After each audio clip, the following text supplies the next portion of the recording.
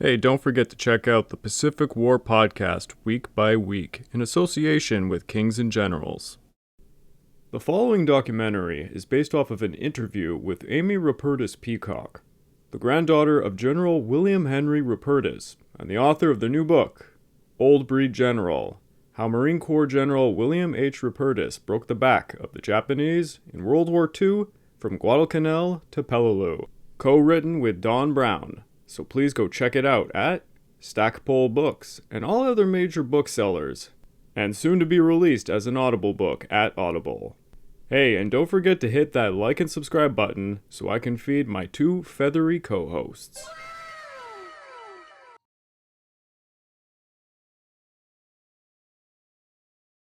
So you might, for people who do not know who our grandfather was, Major General William H. Rupertus, I can give you a little bit of background if I should jump ahead in that. He served in the Marine Corps from 1913 to 1945. As Don said, he was the longest serving commanding general of the 1st Marine Division in the Pacific. Again, but he died in 1945, so his story has never been told until now.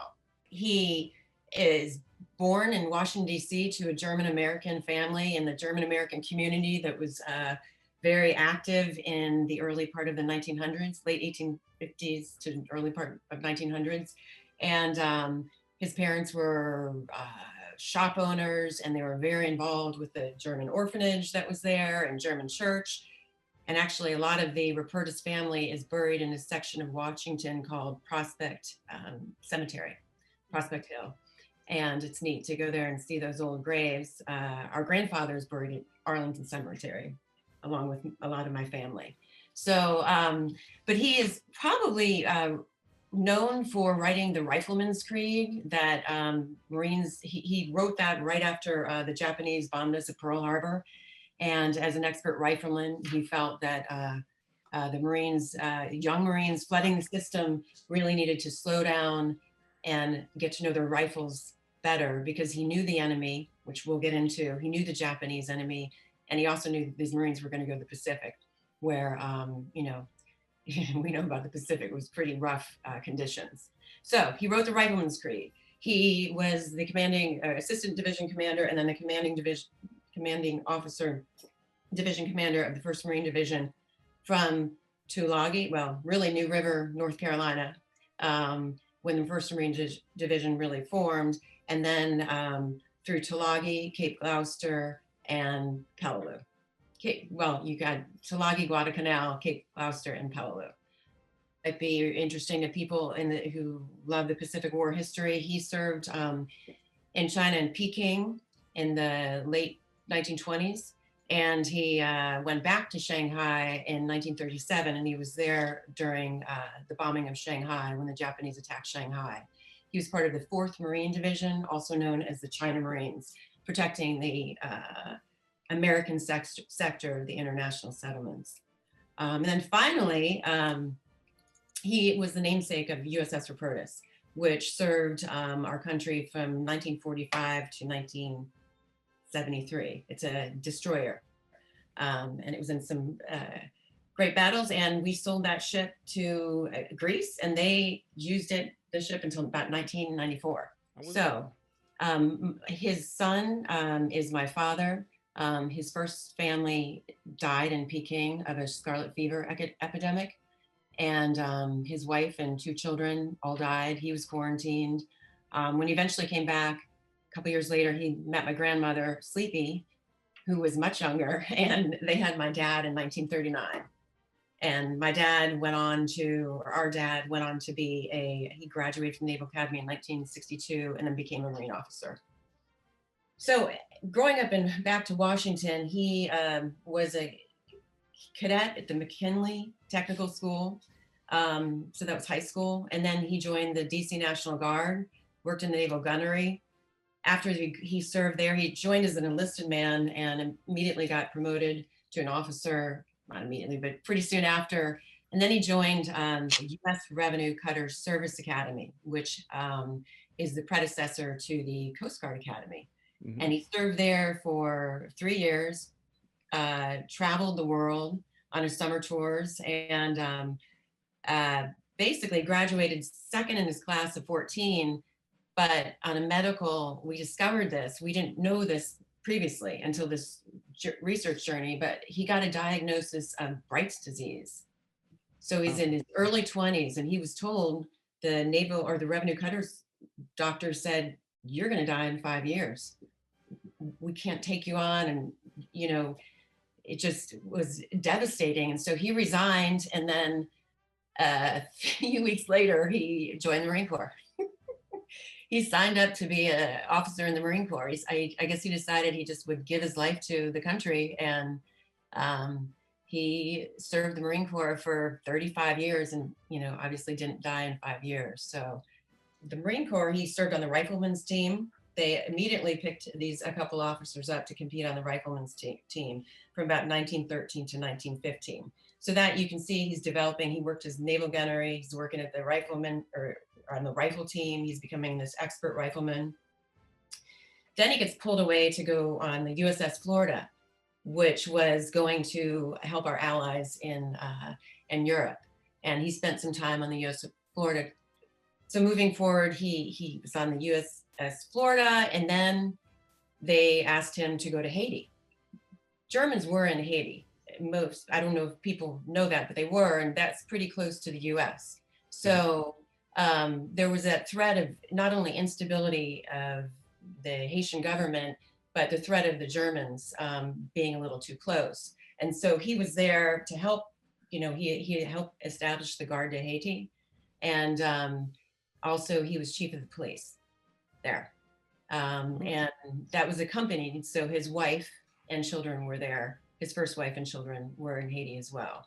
So we've got letters from the Haitian president at the time, like hand signed, and lots of photos from them too. So next up, he has a few other duties back in the States, and then gets his first Far East assignment to go to Peking, China, to again guard the Peking legation, the American sector of the Peking legation. And it was a fairly calm time during 1929 to 1931 when he was there. And he spent some time with Roy Chapman Andrews. I don't know if you're familiar with that name. He was an explorer of the Gobi Desert. And and he helped the Marines out. They, as a result of him being the explorer, they would leave gas all around China and the Gobi Desert. And so could map China pretty well. And so he and another officer, Pete Hill, did a lot of exploration. So Bill was friends with them, or my grandfather, General Rupertus, was friends with them, and did all sorts of exploring during this semi-calm time.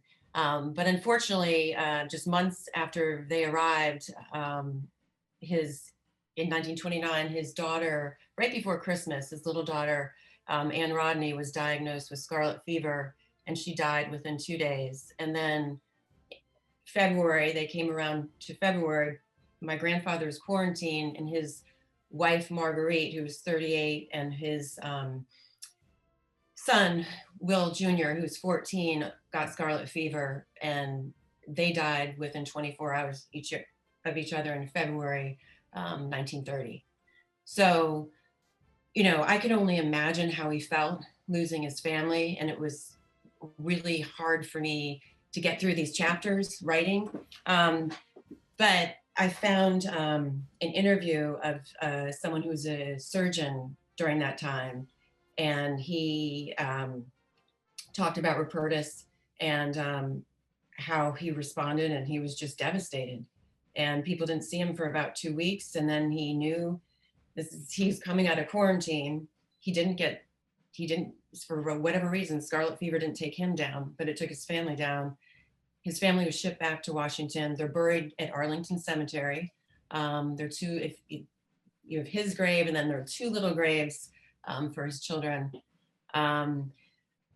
Anyway, he stayed on, and he couldn't leave. They didn't have an officer to replace him at the time. The Marine Corps was pretty small back then. And I'm not sure, looking at now with COVID and everything, I'm not sure he could leave because they didn't want to transmit you know. But supposedly he lived right next to Holcomb at the time. And so Holcomb, who went on to be Commandant, um, General Holcomb, got to see how my grandfather, rallied. And I don't know what it would be like to go through losing your whole family, but somehow he managed to power on. And that's kind of the description of his whole life. He just somehow, powered on. So anyway, so he came back from Peking, and he again worked a desk duty for a little bit. And then the person on his way back from China, he had met Joe Hill on a naval hospital ship that took him back to the United States. And Joe Hill had a niece named Sleepy Hill, who thought Bill Rupertus, Major Rupertus would be a good match for. So long story short, Sleepy and Bill got married in 1933 on the day that Roosevelt was inaugurated. Right after he came back, the Japanese bombed Taipei, the suburb of Shanghai, and killed, I guess, over 1,000 people. And to me, that's kind of the beginning of the beginning. He wasn't there during that time, but surely he heard about it. And by 1938, he was back in China. The Marine Corps sent him back to China because of the experience he had, I guess, in China before. And he brought Sleepy, which is kind of crazy after losing his first family in China. He brought his new wife. Well, they've been married for a while now, but, and from the pictures, it looks like they had quite a nice time with international settlement. Shanghai was very, a great place to be, very international, lots of people to meet. So they went out and had fun at the French Club and all the old places where people used to enjoy going out and having dinners and dancing. But then on August 17th, 1937, the Japanese bombed Shanghai, and everything changed overnight. Our grandfather, the Marines went on alert. Admiral Yarnell, Henry Yarnell, who was the naval officer in command there, sent out a notice that all wives and Marines that could leave needed to leave, evacuate immediately. And so my grandmother went to the Philippines, where her sister was with her Navy husband, and she was there while the Marines stayed behind. My grandfather in the Marines, he was CO of the 4th Marine Division then. And so they were protecting this 3.5-mile sector, the American sector of the international settlement. And it was very, very tense because they could see the Japanese, as the Marines were guarding the sector, they could see the Japanese doing what they were doing to the Chinese and the violence that was happening, but they couldn't do anything. They were told to hold fire. Yeah, so to clarify, in case the audience isn't aware, these international settlements were kind of like island enclaves where European businesses and Americans and Japanese did business with the Chinese, and every country brought in their different guards to guard the sector of that they managed. And so, yeah, our grandfather and the Marines witnessed some brutal, awful battles in Usocho Creek, people trying to escape and just being shot, and people being bayoneted, pregnant women being bayoneted. I just don't want to go, it was so evil. But I heard, I can't verify this, there's a China Marine friend of mine, Dirk Haig, who's an expert. He runs the China Marine website. He said that it was so stressful for some Marines that they committed suicide because they couldn't respond and they would get shrapnel hit at them. They witnessed brutality they'd never seen before. Officers, Marine officers, Colonel Price wrote home to Marine headquarters that he'd never witnessed anything as bad or read about anything as bad. It was worse than the Huns, he said. if we don't take care of them here, they're going to come to our shores. Admiral Yarnell wrote this whole about a 4-page letter back to the headquarters in the United States and just said, we are facing something that is not going to stand down, and we need to be prepared. So this is 1937.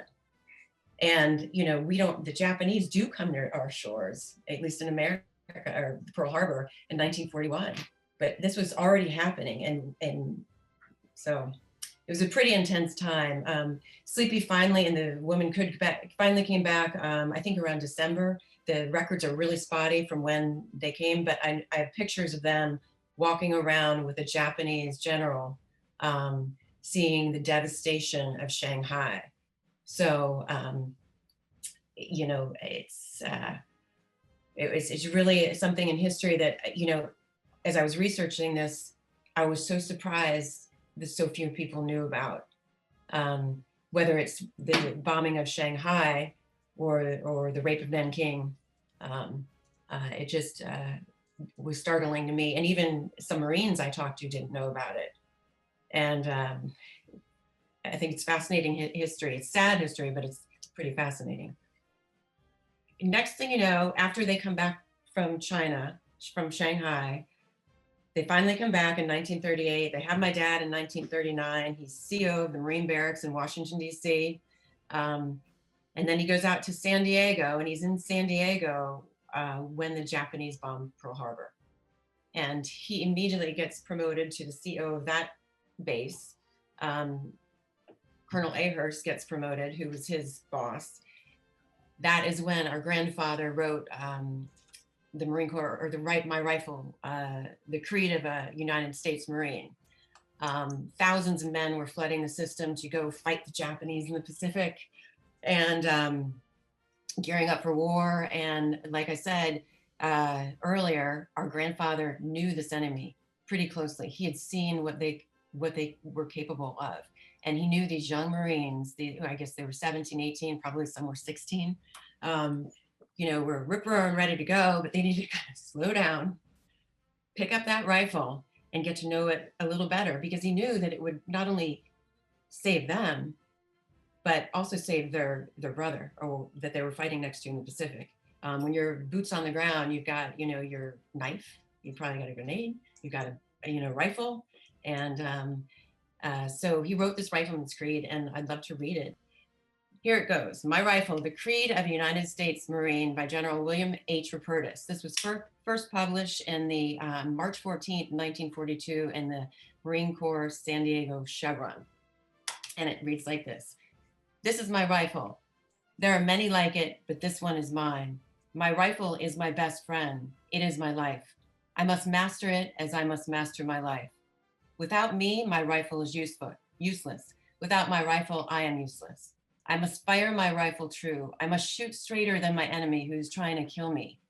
I must shoot him before he shoots me. I will. My rifle and I know that what counts in war is not the rounds we fire, the noise of our burst, nor the smoke we make. We know that it is the hits that count. We will hit.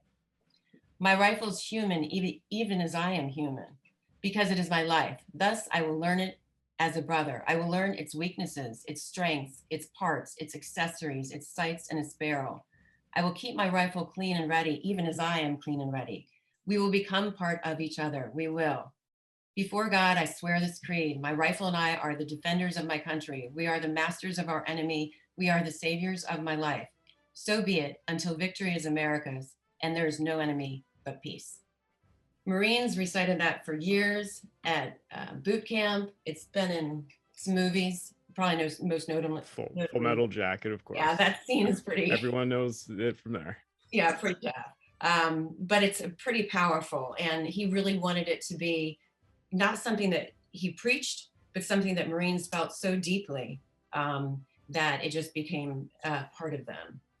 So after that, he leaves San Diego and joins General Vandergriff in New River, North Carolina in March 1942. And they gear up. They're gearing these Marines to get ready to go to the Pacific. Vandergriff echelon. They split forces because the transportation was so tough. We were battling two fronts, Europe and the Pacific. So General Vandergrift took, the division commander, took his echelon from New River to Norfolk. They left, went around the Panama Canal, stopped off in Panama to pick up some booze for the Marines, and went on their way. Meanwhile, our grandfather went across the country in the Marines via train to San Francisco, and they shipped out from there. So his echelon. And then they all arrived in New Zealand. And basically, they were told that they would be going to battle within 6 months. Once they got to New Zealand, they'd have 6 months to train, get comfortable in the Pacific. And well, the truth is, the Joint Chiefs said, "Oh no, we just found out the Japanese are building a base on Guadalcanal, and we need you to get there in August." So my grandfather's his echelon arrived in July, and within days he had to turn around, and some of the Marines didn't even get off the ship, his Marines, and they had to go to the operations area where they were going to begin training outside of Fiji Islands.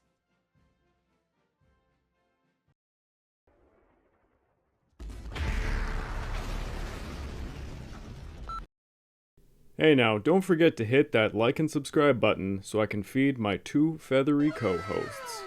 And don't forget to check out Kings and Generals Pacific War Week by Week podcast with yours truly to hear the full interview.